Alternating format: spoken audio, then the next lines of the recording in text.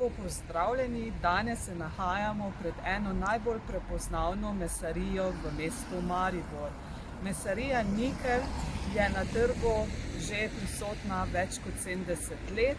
Leta 1992 je vodenje družinskega podjetja prevzela hči Klavdija Nikelj.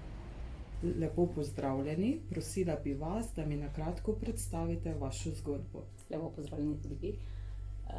Skratka, leta 1992 sem, kot rečeno, prevzela jaz od staršev. To podjetje je družinsko, ki torej sega že par generacij nazaj. Je majhno podjetje, zaposlujemo 20 delavcev, ukvarjamo se z nabavo žive živine, predelavo suhomesnih izdelkov, svežega mesa. Ukvarjamo se s malo prodajo, kakor tudi z grosistično prodajo.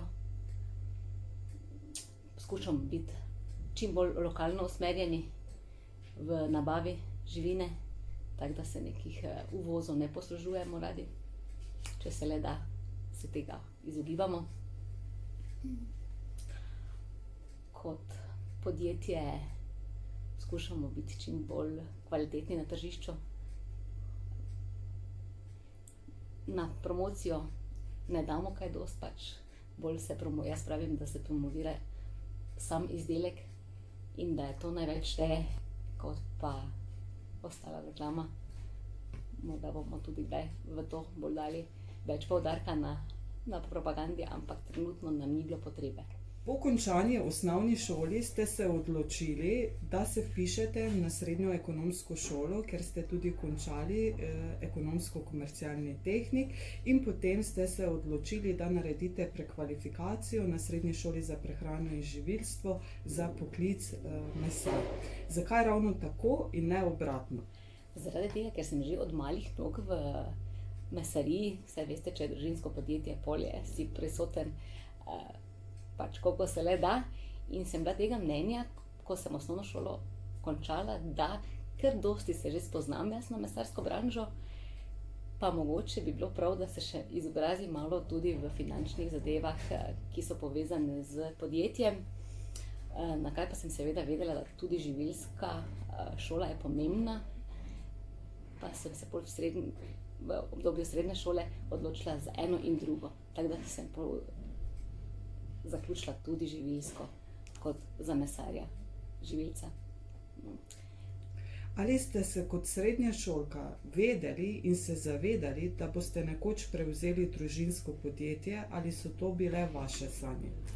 Veste, kak je, ko si od rojstva v družini, ki ima mesarijo, sploh ne misliš na kaj druga, da bi mogoče v življenju postal kaj druga, ker je pač to avtomatsko že tebi dano. Glej, ta branža je, v tem delaš že jaz mislim, da sem že od kakih 7. leta v mesariji noter začela z štetjem jajčk, takrat še je bilo malo drugače, na kar je sledilo majhna prodaja majhnih izdelkov, potem pa se je vse to nadaljevalo, da sem spoznala celotno branžo in nisem niti razmišljala po resnici o kakšni drugi panogi, kjer bi bila zaposlena.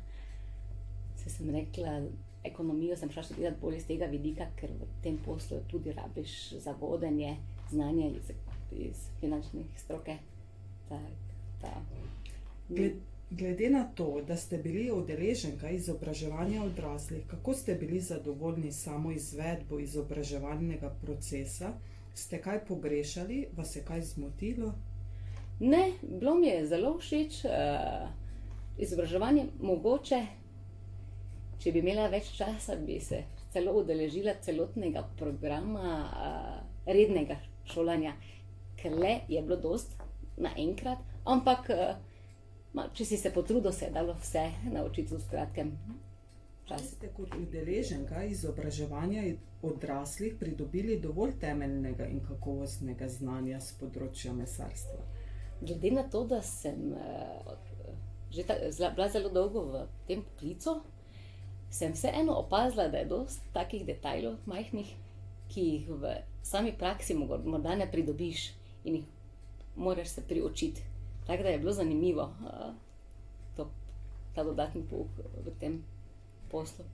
Kako je bilo organizirano izobraževanje? Izobraževanje je bilo organizirano Sobote, nedelje? Ja, trikrat tedensko, ja. Bilo je 2krat med tednom, pa sobota. Pa sobota. Tako. Kaj bi svetovali mladim danes, ki se odločajo za svoj bodoči poklic? Glede na to, da je to taka branža, ki bo vedno nekako delovala, se more, je to, ni naporen poklic. Se ga je lahko priučiti, je tudi zanimiv, ima več področji od proizvodnje, maloprodaje, je kar pestro v tem poklicu in ni hudo fizično naporno, tako kot bi eni se strašili, da tudi za ženske to ne bi bilo, ni res. Tudi vsaka ženska mislim, da lahko prime se tega poklica, pa ga uspešno izvede. Ja, tudi pri nas na srednji šoli se srečujemo zadnji 2 leti, da se vpisujejo za ta program mesar tudi ženske, tako da vedno več žensk se odloča za to. Z izobraževalnim centrom Piramida že več let uspešno sodelujete. Našim dijakom nudite praktično usposabljanje z delom v vašem podjetju pod vodstvom vaših mentorjev. Kako ste zadovoljni z našimi dijaki? Dijaki?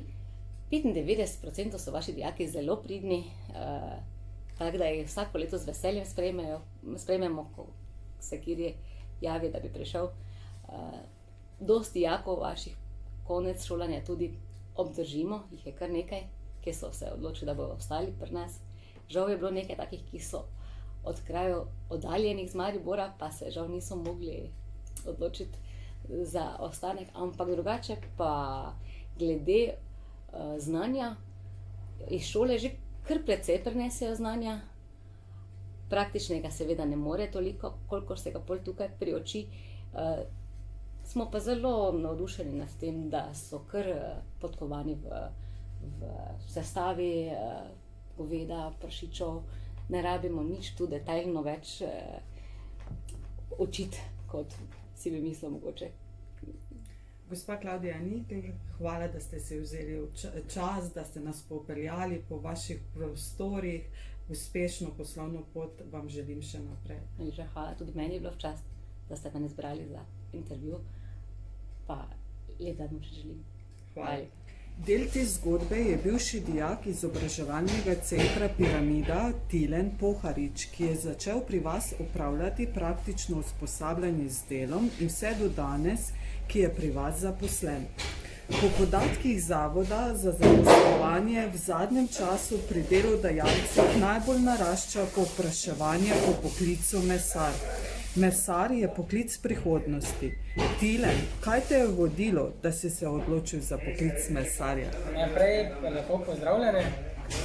Vodilo me k temu, najprej to doma koline, domače koline, zraven gledam in me zanima. Sem si mislil, zakaj ne bi jaz šel za mesarja, tako je to cenjeno delo in iskano. Torej, po končani osnovni šoli si takoj vedel, kje boš nadaljeval šolanje? Je tako. Bi si še enkrat odločil enako? Po vsej verjetnosti, ja, razen če bi nekako drugo bolj bilo pri srcu, samo to rad delam z srcem in strastjo, ne. Se še spomnite določenih tehnoloških znanj, ki ste se jih naučili na srednji šoli za prehrano in živilstvo? Seveda. To so vse razkosavanje mesa, soljenje, razsoljevanje, sekanje, pa še česa veliko, ne. Ali ste kaj pogrešali pri samem izobraževanju? Ne, smo se kar imeli dobro, prakse kar veliko. Če dela z srcem, greš rad na prakso. Ur je kar veliko praktičnega dela, prav tako je praksa v šoli tudi. Tam se naučiš določenih osnov, pri delodajalcu pa samo izpolnjuješ znanje. Ali je res, da je ta poklic težek in da ste izpostavljeni mrazu? Res je, da smo izpostavljeni mrazu, samo čez leta se navadiš. No. Odvisno za koga težek. Ne. Zdaj, če delaš z srcem, rad ta poklic, ti ni nič težko. No.